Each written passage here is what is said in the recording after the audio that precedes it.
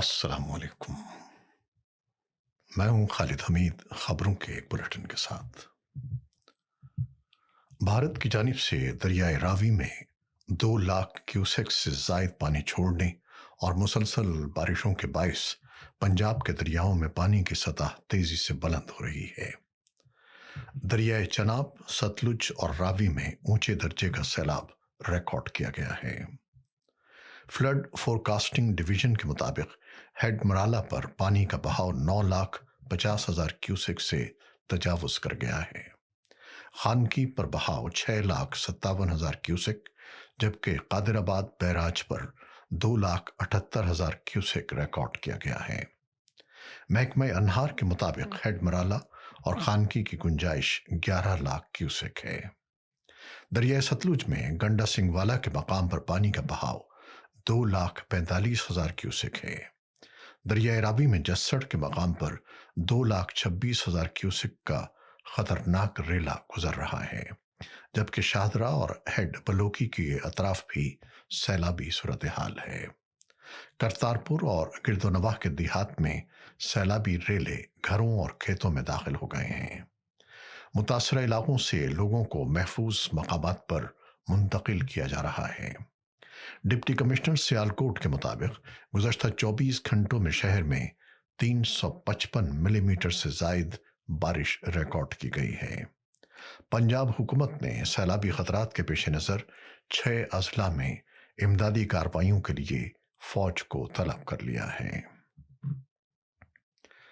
بھارت کے زیر انتظام جموں و کشمیر میں شدید بارشوں اور لینڈ سلائیڈنگ کے باعث 30 افراد ہلاک ہو گئے ہیں۔ حادثہ شہر کٹرا میں وشنو دیوی کے مندر کے قریب پیش آیا۔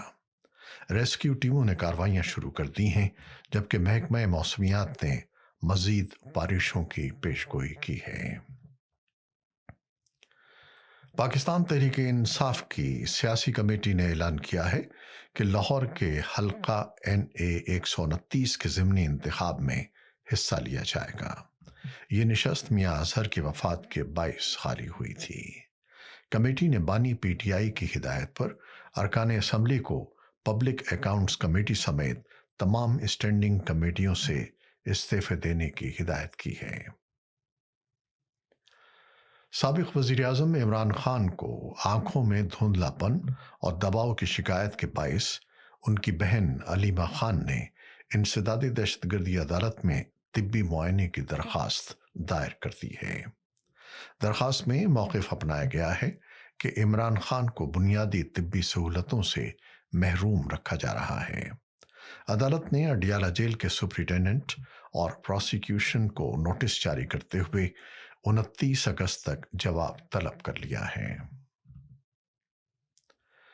Army chief field marshal general Asim Munir اور ایران کے chief of staff major general Abdul Rahim Moosavi کے درمیان ٹیلی فونک گفتگو ہوئی ہے، جس میں دونوں ممالک نے سرحدی سلامتی اور دہشت گردی کے خاتمے کے لیے تعاون بڑھانے پر اتفاق کیا ہے۔ ایرانی جنرل نے پاکستان میں حالیہ سیلاب کے متاثرین کے ساتھ اظہار یکجہتی کرتے ہوئے ہر ممکن مدد فراہم کرنے کی یقین دہانی کرائی ہے۔ افغان باشندوں کی واپسی کے حکومت پاکستان کے فیصلے کے بعد ثوابی کی قدیم خیمہ بستی سمیت مختلف کیمپوں سے لوگ وطن واپس جا رہے ہیں۔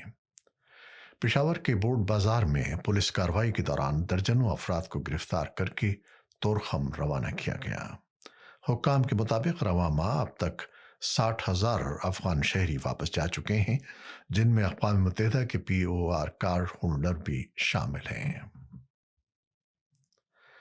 کابل کے ارغندی علاقے میں مسافر بس الٹنے سے کم از کم 25 افراد ہلاک اور 27 زخمی ہو گئے۔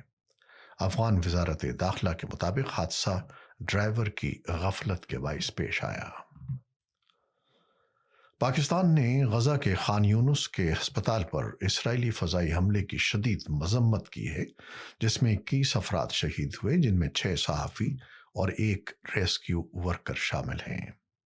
اسرائیل کی تازہ کارروائیوں میں مزید 64 فلسطینی شہید ہو گئے، جس سے مجموعی شہادتوں کی تعداد 62,819 تک پہنچ گئی۔ زخمیوں کی تعداد 1,58,000 سے زائد ہے۔ غزہ میں قحط اور بھوک کے باعث اموات 303 تک پہنچ چکی ہیں۔ ایلان مسک کی کمپنی اسپیس ایکس نے دنیا کے سب سے طاقتور راکٹ اسٹار شپ کی کامیاب آزمائشی پرواز مکمل کر لی ہے۔ یہ راکٹ خلا میں جانے کے بعد بحفاظت زمین پر واپس آیا ہے۔ یہ اسٹار شپ کی 10ویں لانچ تھی، جبکہ اس سے قبل 9 کوششیں ناکام ہو چکی تھیں۔ بھارتی ریاست راجستھان میں ایک معروف کار برانڈ کی گاڑی میں تکنیکی خرابی سامنے آنے کے بعد کمپنی کے ساتھ ساتھ بالی ووڈ اسٹارز شاہ رخ خان اور دیپیکا پڈوکون کے خلاف بھی مقدمہ درج کر لیا گیا ہے۔ الزام ہے کہ دونوں اداکاروں نے کمپنی کی گاڑیوں کی تشہیر کر کے صارفین کو گمراہ کیا۔ پولیس نے FIR درج کر کے تحقیقات شروع کر دی ہیں۔ یہ تھیں وہ خبریں جو یوٹیوب چینل پر ہم نے آپ کے لیے پیش کی ہیں۔ آپ ہمارے یوٹیوب چینل کو دیکھتے ہیں، شیئر کرتے ہیں اور اپنے کمنٹس میں اپنی محبتوں اور اپنی آراء کا اظہار کرتے ہیں، جس کے لیے ہم آپ کے ہمیشہ بے حد مشکور رہتے ہیں۔ اپنی ان کاوشوں کو جاری رکھیے گا اور ہمارے یوٹیوب چینل کو سبسکرائب بھی کیجیے گا۔ خالد حمید اب آپ سے اجازت چاہتا ہے۔ اللہ حافظ۔